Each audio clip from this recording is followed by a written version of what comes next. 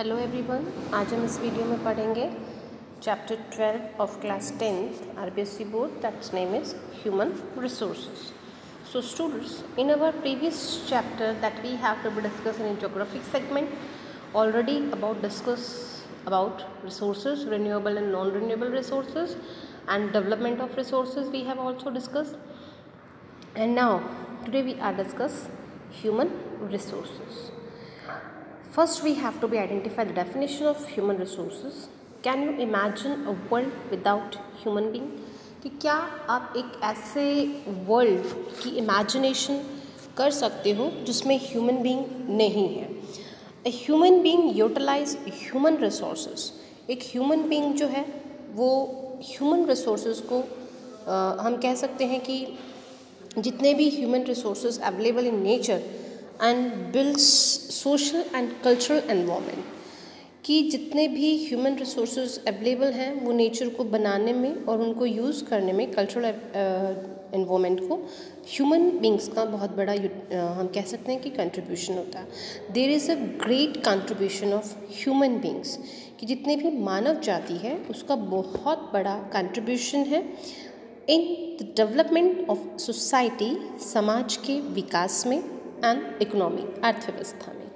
Human being not only build, human being जो है केवल निर्माण ही नहीं करते हैं एंड यूटिलाइज ऑफ रिसोर्सेज ही नहीं करते हैं, दे देमसेल्व्स आर रिसोर्सेज, कि हम लोग भी एक रिसोर्सेज हैं. दैट मीन्स कि human beings are also a part of resources.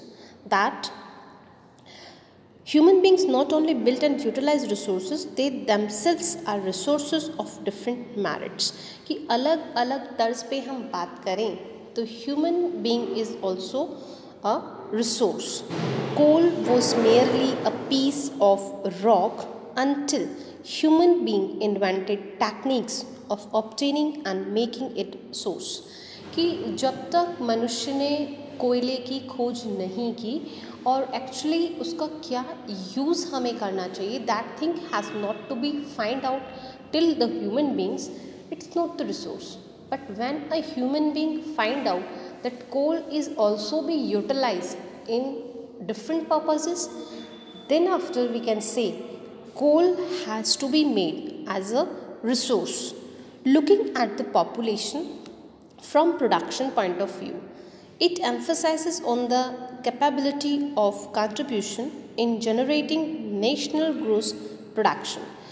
If we are looking about the population from production point of view, कि अगर हम उत्पादन की दृष्टि से जनसंख्या को हम देखते हैं, on the capability of contribution in generating national gross production, कि जो राष्ट्रीय सकल उत्पादन है उसकी दृष्टि से उसका क्या कंट्रीब्यूशन है, अगर वो हम चीज़ें फाइंड आउट करते हैं, then population is a resource. Then we have to be find out that population is a resource like any other resources, just other resources in our society. The human being is also a resource. Resource is a huge positive point of population, that resources has to be maintained a huge part of population. So students, first of all we have to be discuss about the population, that what is exactly population, how it can be raised and how we can calculate it. So population means the total number of person living at a particular place at a particular time. Social study has population as base element, कि population जो है हम total number of persons को कहेंगे जो एक particular time में एक पर्टिकुलर एरिया में रेजिडेंस करते हैं, रहते हैं. It is a reference point which observe other points and find out their meaning and importance. Human population in any region, कि अगर हम किसी भी क्षेत्र का ह्यूमन पॉपुलेशन निकालना चाहते हैं, इट्स ग्रोथ हम निकालना चाहते हैं, distribution and characteristics provide a background to understand and discuss all the forms of environment. If it is possible for us that we have to be identify the growth characteristics of a particular region, of a particular population, then it is easy for us that we can calculate the background or the environment position of that particular region. Man uses resources on the earth, so it is important to know how many people live in which country, how and where do they live.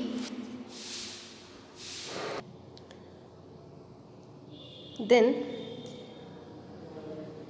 man uses resources on earth, so it is important to know how many people live in which country, that where we have to be live, we have to be use the resources of that area, and with the utilization of that resources we can be identify that how many peoples are live on that particular area.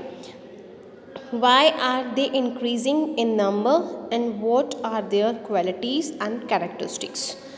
Indian census provide us information regarding the population of the country.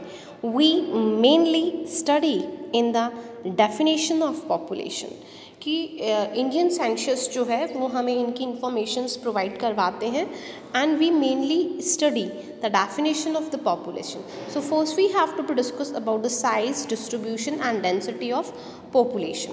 So total number of person means ratio of man, यानी प्रति व्यक्ति जो है हम एक area में जब निकालते हैं, आइडेंटिफाई हम करते हैं, the total number of person means ratio of man, women and children, population distribution, population density, to evaluate population pressure on resources in a particular region, etc.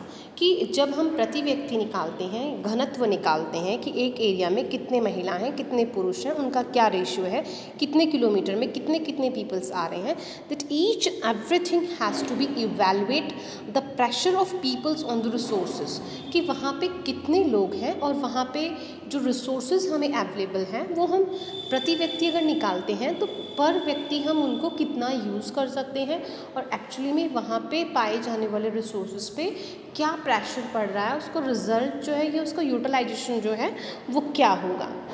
The second point is population growth and population change, कि population जो growth है उसकी जो बढ़ोतरी है और population जो change है उसमें जो बदलाव है वो क्या आता है.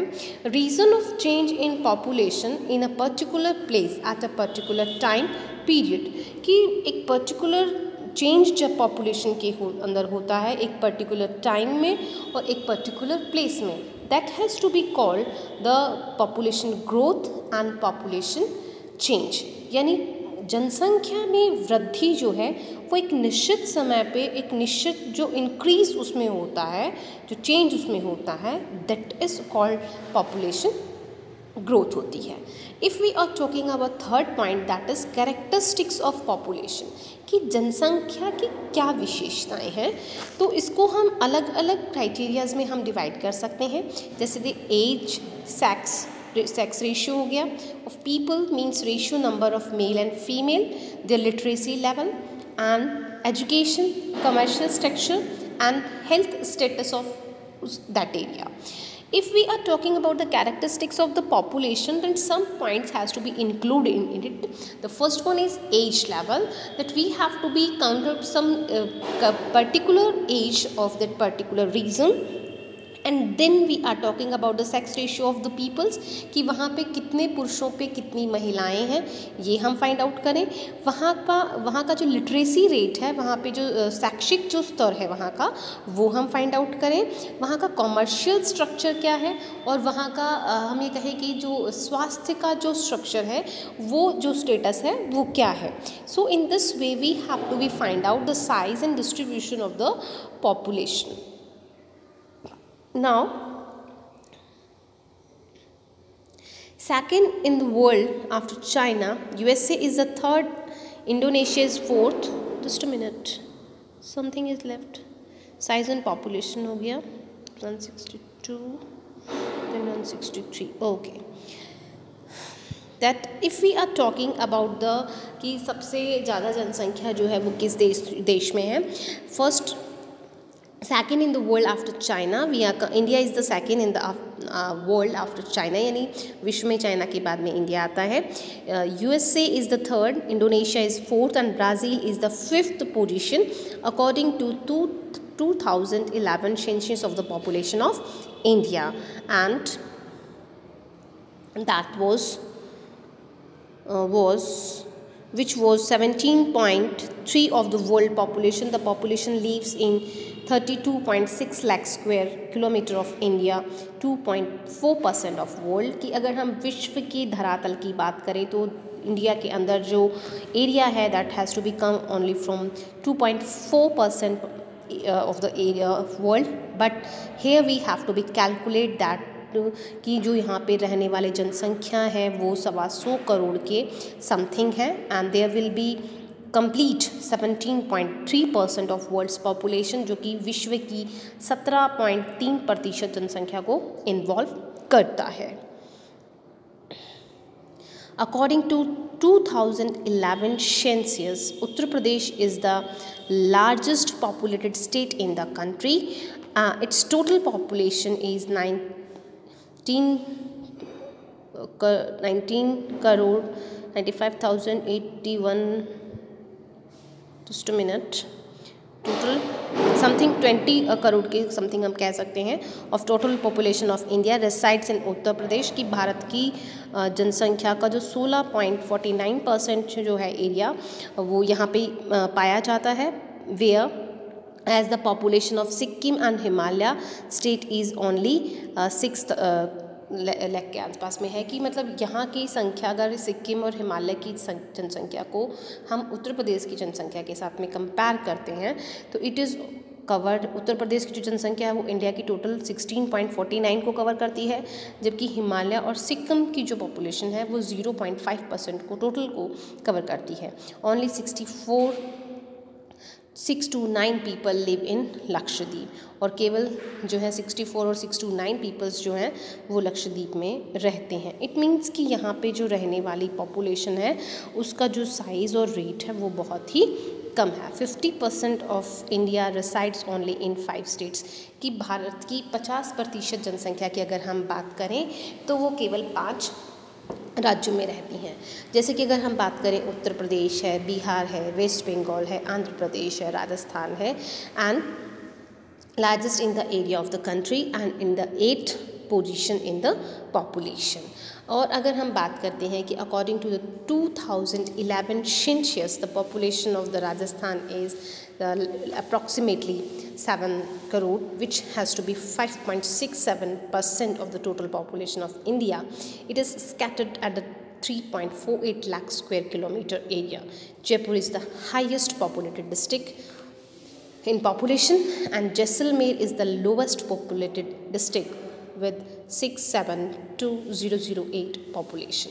कि अगर हम राजस्थान की 2011 के सेंसस के अकॉर्डिंग बात करते हैं तो राजस्थान में जयपुर जो है वो सबसे ज़्यादा पॉपुलेटेड माना जाता है, और जैसलमेर जो है वो सबसे लोवेस्ट पॉपुलेटेड एरिया माना जाता है. नाउ स्टूडेंट्स, आज के लिए इतना ही. Population growth we have to be discuss in our next